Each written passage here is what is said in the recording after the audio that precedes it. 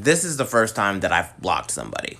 Not because of any harassing text, not because of any drama, not because of any of that. I've had to block this person, Jorobe, because he's a disgusting person. This was somebody that I felt safe around. But I don't feel safe around him anymore because he's a groomer. I would like you to keep in mind that the allegations featured in this video are just that, allegations. I cannot guarantee that the evidence featured in this video is 100% legitimate. Regardless, the stories in this video should be taken extremely serious. At this point in time, Joe has not publicly responded to any of these allegations. As of today, both of his TikTok accounts have become private. I ask that you do not harass and or target any of the people featured in this video, including Joe himself, because at this point in time, we are unable to know if these allegations are really truthful. This video will be about one of the biggest hypocrites I have ever met in my life, Jorobe. Here's a picture of him if you don't know him by his name. If you're lost here, let me help you out. Jorobe is a creator on TikTok who got big through political TikToks. He also had a lot of growth from a beef he had with Vegan Teacher.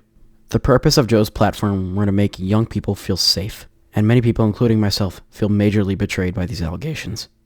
John is a disgusting and terrible hypocrite who abuses his platform by using his clout to groom and prey upon underage boys. He has done this to multiple people, including me. John first followed me whenever I had about 30,000 followers and joined my live stream and asked for my Snapchat, so I gave it to him. After Snapchatting for a few weeks, I invited him to a Zoom call with me and my other TikTok friends, which we did daily. After about a week of John joining the Zooms, he asked me if I wanted to get an Airbnb with him on my 18th birthday, which was over 3 months away. At the time, I thought it was a good idea, and initially, it was supposed to be with other people. This is him asking me who we should invite. After a few more days, I realized those were not his true intentions. He started to send me links to one-bedroom Airbnbs, and he offered to purchase me alcohol if I went, and this is him talking about the one-bedroom, and I was like, could we find one for like 2? That would be better. As you can see, he immediately changed the subject. A little over a week goes by, and then I decide to invite one of my IRL friends to the Zoom, and this is what John sent me. He knew that I did not want to get the Airbnb, so he thought if he invited one of my IRL friends, I would want to go. That's him asking when he was going to turn 18. He continued to ask me about the Airbnb for months until he just finally stopped. During one of the Zooms with all of my TikTok friends, John thought it would be a good idea to have us all take a BDSM score test and send him our results so he could see our kinks. Keep in mind, the youngest was 15 years old and the oldest were 19, and there were only 2 19-year-olds and everybody else was 17 and below. There were 12 of us. A few months later, in the Zooms, my friends would go into separate FaceTime calls, and it felt like me and John were always left out, and he tried to convince me that they were talking about me and that they weren't my real friends and that he was my only real friend. It worked, and I believed him. A few days later, I got a FaceTime call from all of my friends, and I answered, and in those FaceTime calls, during the Zooms, they were talking about how John was grooming me, and whenever they confronted me with this, I was very defensive.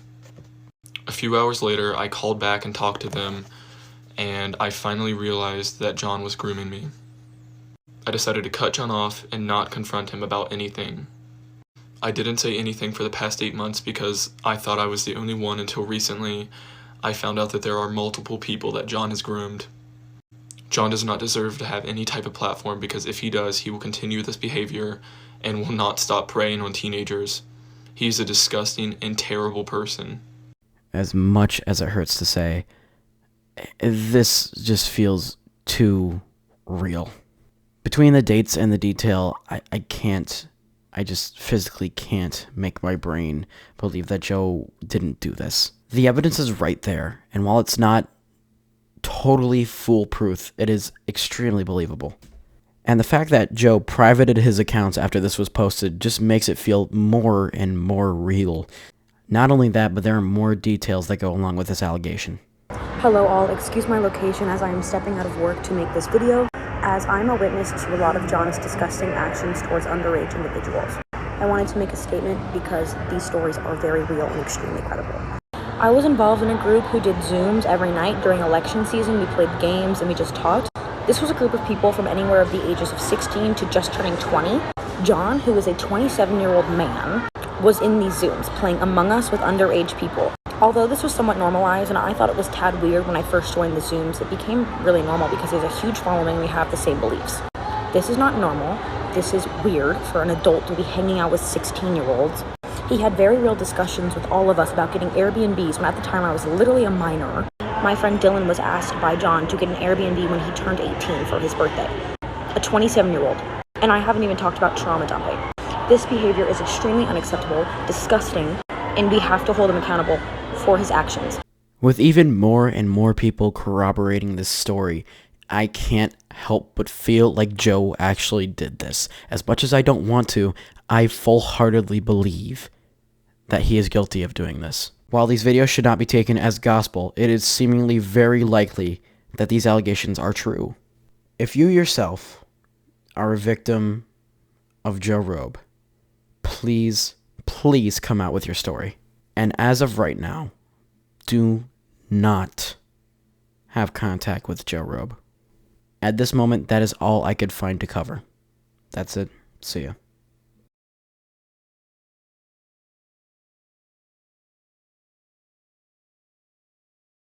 And I'm tired of seeing these people go unpunished. I'm tired of seeing these people have platforms. And I'm tired of seeing these people use their platforms to take advantage of children.